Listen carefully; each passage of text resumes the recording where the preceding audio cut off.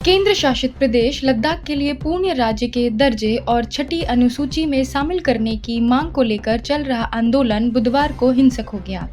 इस हिंसा में 4 लोगों की जान चली गई।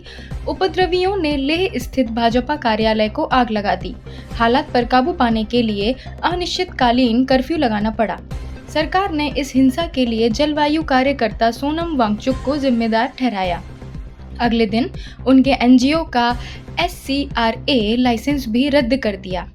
लद्दाख के उपराज्यपाल कविंद्र गुप्ता ने इस सुनियोजित साजिश बताया। इन सब के बीच वांगचुक ने कहा कि इस पूरे मामले में उन्हें बलि का बकरा बनाया जा रहा है। आखिर लेह में अचानक से हिंसा क्यों भड़की? लद्दाख को छठी अनुसूची में शामिल करने की मांग क्यों हो रही है? सोनम वांगचुक का इस पूरे आंदोलन से क्या संबंध है? क्या इससे पहले भी इस तरह के प्रदर्शन हुए हैं? सरकार का इस आंदोलन को लेकर क्या रुख है? हिंसा के बाद सरकार की ओर से क्या कार्रवाई की गई? आइए समझते हैं। अगस्त 2019 में अनुच्छेद 370 को निरस्त करके जम्मू कश्मीर राज्य का पुनर्गठन किया गया। जम्मू कश्मीर पुनर्गठन अधिनियम 2019 के तहत पूर्ववर्ती जम्मू कश्मीर राज्य को 2 केंद्र शासित प्रदेशों जम्मू कश्मीर और लद्दाख में बांटा गया।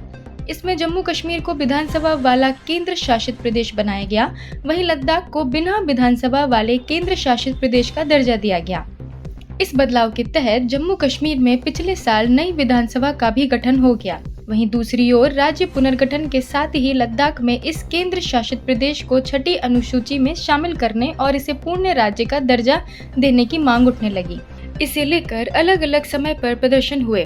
इन्हीं मांगों को लेकर चल रहे ताजा प्रदर्शन के दौरान हिंसा भड़क उठी।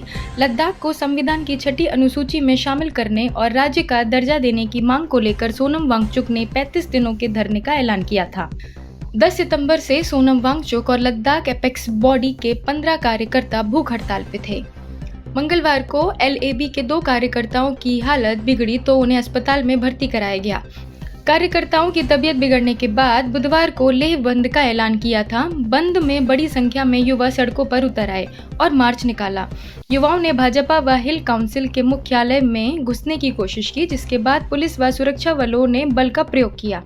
देखते ही देखते प्रदर्शनकारियों और सुरक्षा बलों के बीच पथराव शुरू हो गया। इस पूरे आंदोलन का केंद्र बिंदु बने सोनम वांगचुक है कौन? सोनम वांगचुक एक इंजीनियर और पर्यावरणविद हैं। 2009 में आई हिंदी फिल्म 3 इडियट्स में आमिर खान द्वारा निभाए गए किरदार की प्रेरणा उन्हीं से ली गई थी। वह लद्दाख के छात्रों के लिए स्कूली शिक्षा प्रणाली में सुधार लाने के लिए भी काम करते हैं। 2018 में वांगचुक को लद्दाख के लिए शिक्षा में उनके योगदान के लिए रैमन मैग्सेसे पुरस्कार मिला था। वे सतत विकास को भी बढ़ावा देने के लिए जागरूकता फैलाते हैं। 2019 में जब लद्दाख को केंद्र शासित प्रदेश बनाया गया और वहां विधानसभा का प्रावधान नहीं रखा गया, तब से सोनम लद्दाख को छठी अनुसूची में शामिल करने और उसे पूर्ण राज्य का दर्जा देने की मांग कर रही हैं। इसे लेकर उन्होंने अलग अलग समय पर धरना प्रदर्शन और मार्च निकाला है। लद्दाख में पूर्ण राज्य की दर्जे की मांग 2019 के पहले से रही है, लेकिन तब ये उतनी तेज नहीं थी क्योंकि लद्दाख जम्मू कश्मीर का हिस्सा था और धारा 370 वाले प्रावधान यहाँ भी लागू होते थे, जिसमें ना तो कोई बाहरी यहाँ जमीन खरीद सकता था और ना ही उसे सरकारी नौकरी मिलती थी। लेकिन फिर 2019 में धारा 370 को हटाया गया। पहले लद्दाख इस फैसले से खुश था क्योंकि अब श्रीनगर का राज उस पर हट रहा था, लेकिन फिर लद्दाख में बाहर से आकर लोगों ने निर्माण शुरू किया। स्थानीय लोगों को डर था कि इससे वहां के ग्लेशियर पर प्रभाव पड़ेगा। इसे संरक्षित और सुरक्षित करने के लिए छठी अनुसूची की मांग की गई ताकि वहां की जलवायु को बचाया जा सके।